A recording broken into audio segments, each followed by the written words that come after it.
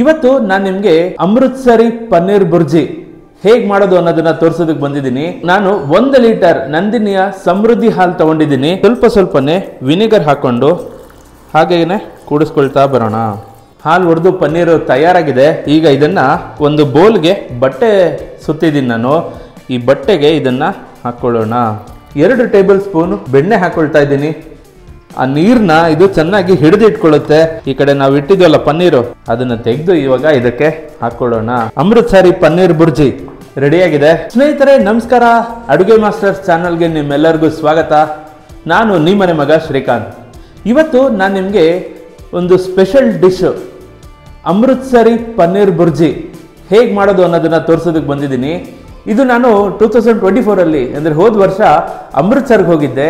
ಅಲ್ಲಿ ಇದನ್ನ street food ಅಂತ ಸಂಜೆ ಹೊತ್ತು ಮಾರ್ತಾರೆ, ತುಂಬ ಚೆನ್ನಾಗಿರುತ್ತೆ.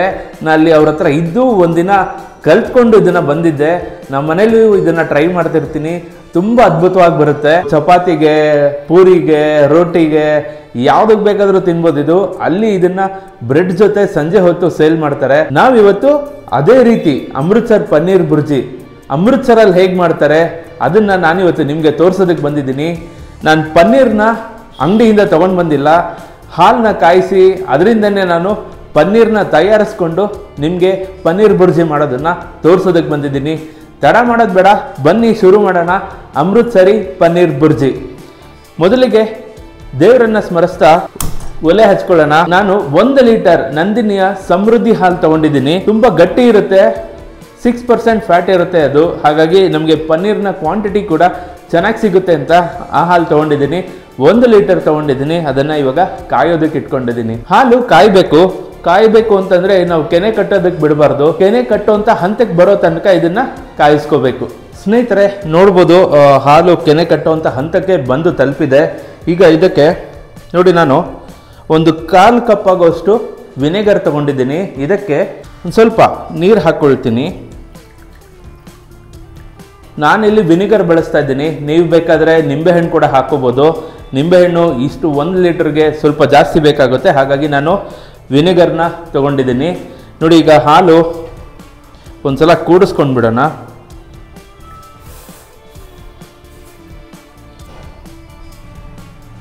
ಸ್ನೇಹಿತರೆ ಹಾಲು ಚೆನ್ನಾಗಿ ಕೂಡಿಸಿದ್ದಾಗಿದೆ. ಈಗ ಇದಕ್ಕೆ ಸ್ವಲ್ಪನೇ ವಿನೆಗರ್ ಹಾಕ್ಕೊಂಡು ಹಾಗೇನೆ ಕೂಡಿಸ್ಕೊಳ್ತಾ ಬರೋಣ.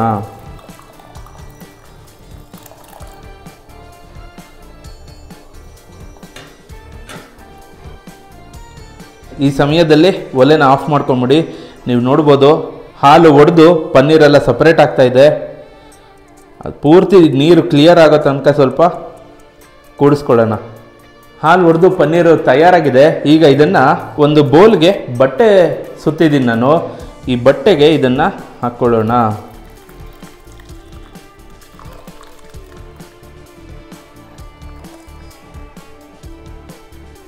ನೀರೆಲ್ಲ ಇಳಿಲಿ ಒಳಗಡೆ.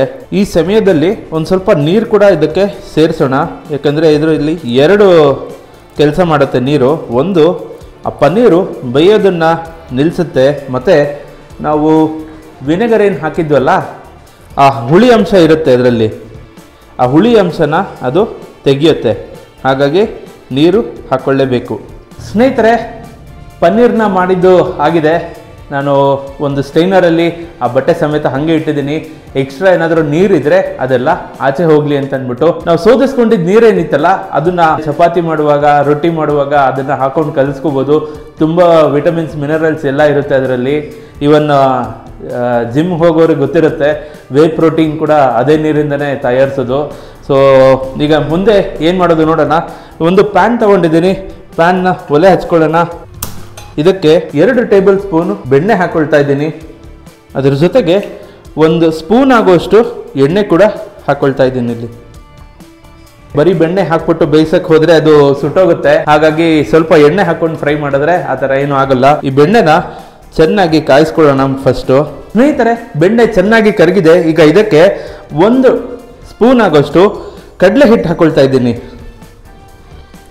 ಕಡಲೆ ಹಿಟ್ಟನ್ನ ಚೆನ್ನಾಗಿ ಫ್ರೈ ಮಾಡ್ಕೊಳ್ಳೋಣ. ಕಡಲೆ ಹಿಟ್ಟು ಹಾಕೋದ್ರಿಂದ ನಿಮಗೆ 2 ಯೂಸ್ ಆಗುತ್ತೆ. ಒಂದು, ಟೆಕ್ಸ್ಚರ್ ಚೆನ್ನಾಗಿ ಬರುತ್ತೆ. ಜೊತೆಗೆ ಒಂದು ಪನ್ನೀರ್ ಬುರ್ಜಿ ಅಂತಂದರೆ ಕಂಪ್ಲೇಂಟ್ ಇದೆ, ಒಂದು ನೀರು ಬಿಡುತ್ತೆ ಅಂತ. ಆ ನೀರನ್ನ ಇದು ಚೆನ್ನಾಗಿ ಹಿಡಿದು ಇಟ್ಕೊಳ್ಳುತ್ತೆ. ಹಾಗಾಗಿ ಸ್ವಲ್ಪ ಇದನ್ನು ಬೆಣ್ಣೆ ಹಾಕಿದ್ವಲ್ಲ ಅದ್ರ ಜೊತೆ ರೋಸ್ಟ್ ಮಾಡ್ಕೊಳ್ಳೋಣ. ಲೋ ಫ್ಲೇಮಲ್ಲೇ ಇಟ್ಕೊಂಡು ಇದನ್ನು ರೋಸ್ಟ್ ಮಾಡಿ, ಅವಾಗ ತುಂಬ ಚೆನ್ನಾಗಿ ರೋಸ್ಟ್ ಆಗುತ್ತೆ. ಆ ಯೆಲ್ಲೋ ಕಲರ್ ಇದೆಯಲ್ಲ ಹಾಕಿರೋ ಕಡಲೆ ಹಿಟ್ಟು ಸ್ವಲ್ಪ ಲೈಟಾಗಿ ಬ್ರೌನ್ ಕಲರ್ಗೆ ಟರ್ನ್ ಆಗುತ್ತೆ, ಅಲ್ಲಿವರೆಗೂ ಸ್ವಲ್ಪ ಇದನ್ನು ರೋಸ್ಟ್ ಮಾಡ್ಕೊಳ್ಳೋಣ. ಕಡಲೆ ಹಿಟ್ಟು ಚೆನ್ನಾಗಿ ರೋಸ್ಟ್ ಆಗಿದೆ. ಈಗ ಇದಕ್ಕೆ 1 ಸ್ಪೂನ್ ಆಗೋಷ್ಟು ಜೀರಿಗೆ ಹಾಕ್ಕೊಳ್ತಾ ಇದ್ದೀನಿ. ಜೊತೆಗೆ 2 ಈರುಳ್ಳಿನ ಸಣ್ಣದಾಗಿ ಹಚ್ಕೊಂಡಿದ್ದೀನಿ, ಅದನ್ನು ಹಾಕ್ಕೊಳ್ತಾ ಇದ್ದೀನಿ. ಜೊತೆಗೇನೆ 2 ಟೊಮೆಟೊ ಕೂಡ ಸಣ್ಣದು ಹಚ್ಕೊಂಡಿದ್ದೆ, ಅದನ್ನು ಕೂಡ ಇಲ್ಲೇ ಹಾಕ್ಕೊಳ್ಳೋಣ.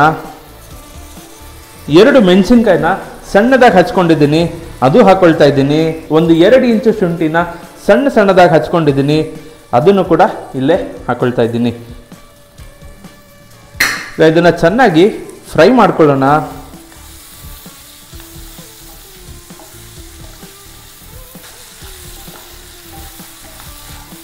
ಸ್ನೇಹಿತರೆ, ಒಂದು ಅರ್ಧ ಬೆಂದಿದೆ ಇದು ಚೆನ್ನಾಗಿ. ಇದಕ್ಕೆ ಒಂದು ಸ್ವಲ್ಪ ನೀರು ಹಾಕೊಳ್ಳೋಣ. ನೀರಲ್ಲಿ ಇದು ಪೂರ್ತಿ ಬೇಯಲಿ. ನೀರಲ್ಲಿ ಚೆನ್ನಾಗಿ ಬೇಯ್ತಾ ಇದೆ. ಇದಕ್ಕೆ ಈಗ ಸ್ವಲ್ಪ ಅರಿಶಿನದ ಪುಡಿ ಹಾಕ್ಕೊಂಡಿದ್ದೀನಿ. 1 ಸ್ಪೂನ್ ಆಗೋಷ್ಟು ಚಿಲ್ಲಿ ಪೌಡರ್ ಹಾಕ್ಕೊಳ್ತಾ ಇದ್ದೀನಿ. 1 ಸ್ಪೂನ್ ಆಗೋಷ್ಟು ಧನಿಯಾ ಪುಡಿ ಹಾಕ್ಕೊಳ್ತಾ ಇದ್ದೀನಿ. ಜೊತೆಗೆ 1 ಸ್ಪೂನ್ ಆಗೋಷ್ಟು ಗರಂ ಮಸಾಲ. ರುಚಿಗೆ ತಕ್ಕಷ್ಟು ಉಪ್ಪನ್ನು ಇಲ್ಲೇ ಸೇರಿಸ್ಕೊಳ್ಳೋಣ. ಎಲ್ಲ ಇದನ್ನ ಚೆನ್ನಾಗಿ ಮಿಕ್ಸ್ ಮಾಡಿಕೊಂಡು ಫ್ರೈ ಮಾಡ್ಕೊಳ್ಳೋಣ. ಚೆನ್ನಾಗಿ ಮಿಕ್ಸ್ ಮಾಡ್ಕೊಳ್ಳೋಣ. ಇದನ್ನು ಪೂರ್ತಿ ಹಿಂಗಿ ಗಟ್ಟಿಯಾಗಿ ಹೋಗ್ತಿದೆ ಅಂದರೆ ಮಧ್ಯ ಒಂದು ಸ್ವಲ್ಪ ನೀರನ್ನ ಸೇರಿಸ್ಕೊಳ್ಳಿ, ಏನು ತಪ್ಪೇನಿಲ್ಲ. ನೋಡಿ ಮತ್ತೆ ಗಟ್ಟಿಯಾಗಿದೆ, ಅದಕ್ಕೆ ಇನ್ನೊಂದು ಸ್ವಲ್ಪ ನೀರು ಸೇರಿಸ್ಕೊಳ್ತಾ ಇದ್ದೀನಿ. ನೀರು ಸೇರಿಸ್ಕೊಂಡು ಒಂದು ಸಲ ಮಿಕ್ಸ್ ಮಾಡ್ಕೊಳ್ಳೋಣ. ಈ ಕಡೆ ನಾವು ಇಟ್ಟಿದ್ವಲ್ಲ ಪನ್ನೀರು, ಅದು ಪೂರ್ತಿ ನೀರೆಲ್ಲ ಹೋಗಿರುತ್ತೆ, ಅದನ್ನು ತೆಗೆದು ಇವಾಗ ಇದಕ್ಕೆ ಹಾಕ್ಕೊಳ್ಳೋಣ. ಸ್ನೇಹಿತರೆ, ನಾನಿಲ್ಲಿ ಹಾಗಾಗಿ ಮುರಿದು ಹಾಕ್ತಾ ಇದ್ದೀನಿ ಪನ್ನೀರನ್ನ. ನೀವು ಬೇಕಾದರೆ ಇದನ್ನು ಪೂರ್ತಿ ಗಟ್ಟಿಯಾಗೋಕ್ಕೆ ಬಿಟ್ಟು ತುರಿದು ಕೂಡ ಹಾಕೋಬಹುದು. ನೋಡಿ 1 ಲೀಟರ್ ಹಾಲಲ್ಲಿ ಎಷ್ಟು ಪನ್ನೀರ್ ಸಿಕ್ಕಿದೆ ನಮಗೆ. ಇದು ಆ್ಯಕ್ಚುಲಿ ಫ್ರೆಶ್ ಪನ್ನೀರ್. ಈ ಥರ ಮಾಡಿದ್ರೆ ಟೇಸ್ಟು ಇನ್ನೂ ತುಂಬ ಚೆನ್ನಾಗಿ ಬರುತ್ತೆ.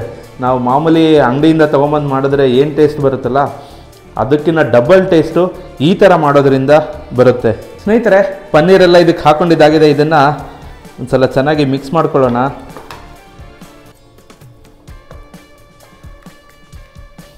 ಪನ್ನೀರೆಲ್ಲ ಚೆನ್ನಾಗಿ ಮಿಕ್ಸ್ ಮಾಡಿದ್ದಾಗಿದೆ. ಇದಕ್ಕೆ 1 ಸ್ಪೂನ್ ಆಗೋಷ್ಟು ಕಸೂರಿ ಮೇಥಿ ಹಾಕೋತಿದ್ದೀನಿ. ಅದರ ಜೊತೆಗೆ ಒಂದು ಸ್ವಲ್ಪ ಕೊತ್ತಂಬರಿ ಸೊಪ್ಪು. ಇದನ್ನು ಒಂದು ಸಲ ಚೆನ್ನಾಗಿ ಮಿಕ್ಸ್ ಮಾಡ್ಕೊಳ್ಳೋಣ. ಕನ್ಸಿಸ್ಟೆನ್ಸಿ ನಿಮ್ಗೇನಾದರೂ ತುಂಬ ಗಟ್ಟಿ ಇದೆ ಅಂತ ಅನ್ಸಿದ್ರೆ ಒಂದು ಸ್ವಲ್ಪ ನೀರು ಹಾಕ್ಕೊಳ್ಳಿ. ನೋಡಿ ಇದೇ ಥರ ಇರಬೇಕು ಕನ್ಸಿಸ್ಟೆನ್ಸಿ, ಆವಾಗ ಪನ್ನೀರ್ ಬುರ್ಜಿ ತುಂಬ ಚೆನ್ನಾಗಿರುತ್ತೆ. ಸೊ ಪನ್ನೀರ್ ಬುರ್ಜಿ ರೆಡಿಯಾಗಿದೆ.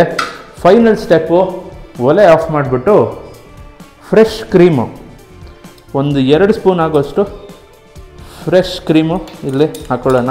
ಫ್ರೆಶ್ ಕ್ರೀಮ್ ಹಾಕೋದ್ರಿಂದ ಟೆಕ್ಸ್ಚರು ಮತ್ತು ಕಲರು ಎರಡೂ ತುಂಬ ಚೆನ್ನಾಗಿರುತ್ತೆ.